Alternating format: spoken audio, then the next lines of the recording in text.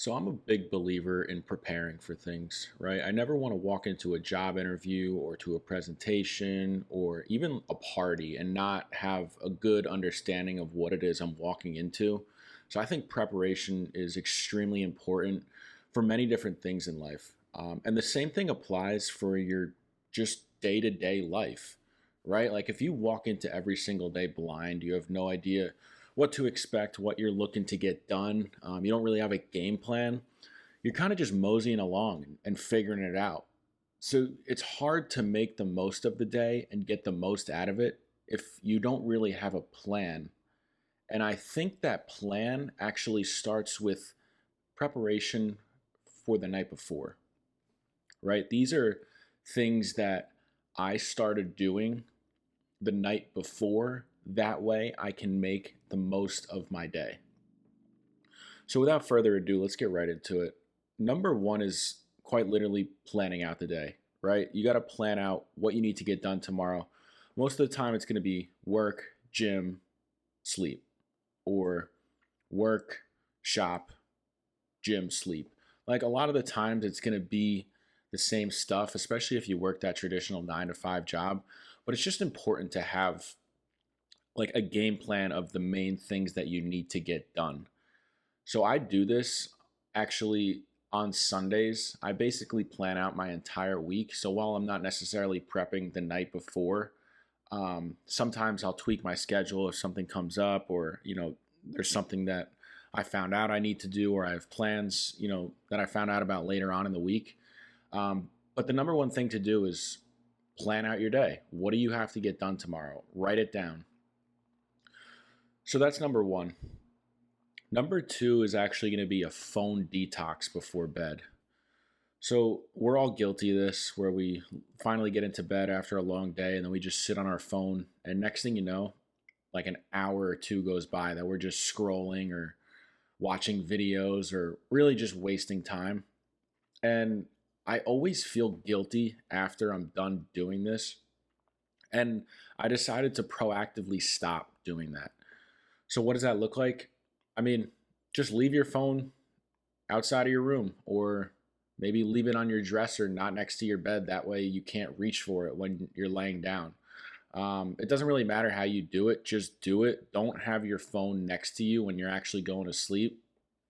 Now, I will say that while I try not to use my phone once I get into bed, I do watch YouTube, once I get into bed. So it's kind of the same thing. And it sounds kind of hypocritical, but I always just fall asleep watching YouTube. I always have the TV on. I fall asleep to it. I try to watch productive, informative videos rather than just like mind numbing stuff that's really providing me no value. So that's my way of like sort of justifying it, I guess. Um, but either way, just leave the phone outside of your room. A lot of people are going to say, but my phone is my alarm. Yeah, I get it. I use my phone for my alarm too. There's a couple options for you. Buy an actual alarm clock. It's not that much money. I'm sure you can afford it. Or if you don't want to do that, then like I said before, just simply leave your phone like on the other side of the room, like close enough that you'll hear the alarm go off so you make it to work, but far enough that you won't reach for it when you are laying in bed and you want to start scrolling. So that's something important I think that I started doing that's really helped me is I'm putting the phone down at night, man. Like you don't need to be on that thing all day. We're already on it all day. There's no need to get your eyes all wired up and your brain all wired up right before you go to bed, consuming a bunch of information that really provides you no value. So just leave the phone, put it down, put it away, put it out of the room, whatever you got to do. Just stop using the phone. And I feel like that's helped me in a lot of different ways. But most importantly, it just allows me to kind of just focus on going to sleep rather than stimulating my brain with more content. So that's something I've started doing. That's really benefited me. It helps me get a better night of sleep so I can ultimately tackle the next day and get the most out of it.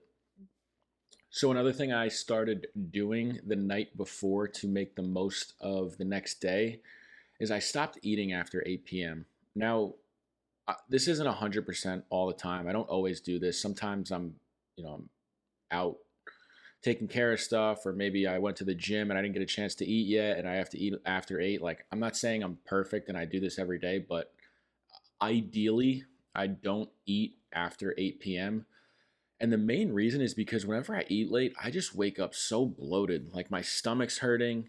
I feel like, I don't know, man. I just feel like I didn't digest everything, and that makes sense because if you eat and go right to bed, you're not really able to digest the way your body wants to.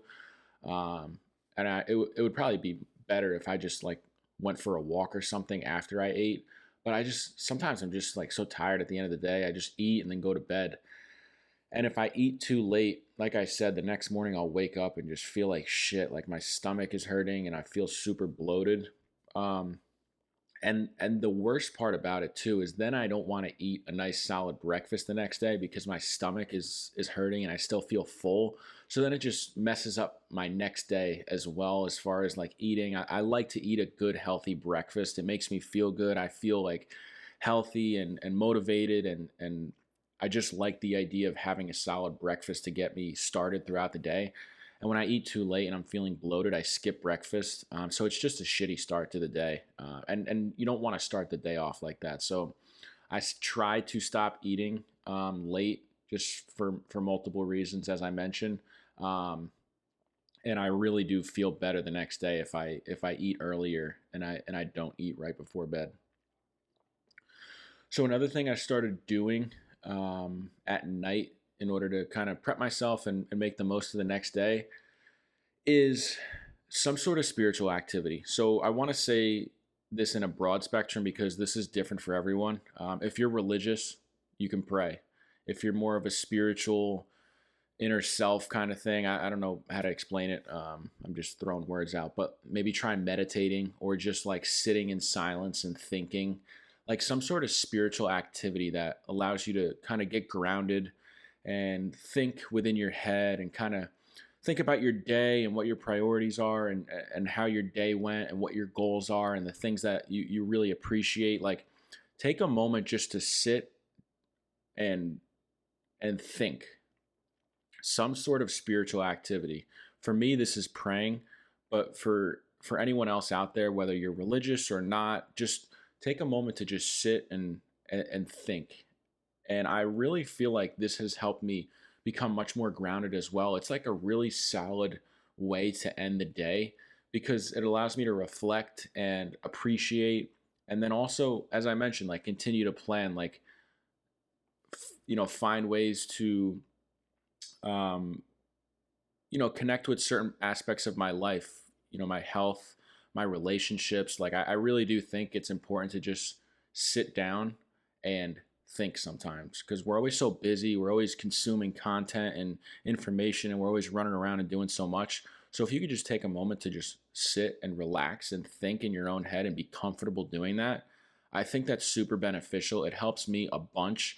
I feel much stronger mentally after I started doing this, and I feel like a lot of other people could benefit from it as well. So I'd say give it a try. If it doesn't work for you, no big deal. But I feel better doing it, so I feel like it's worth a try at least, right?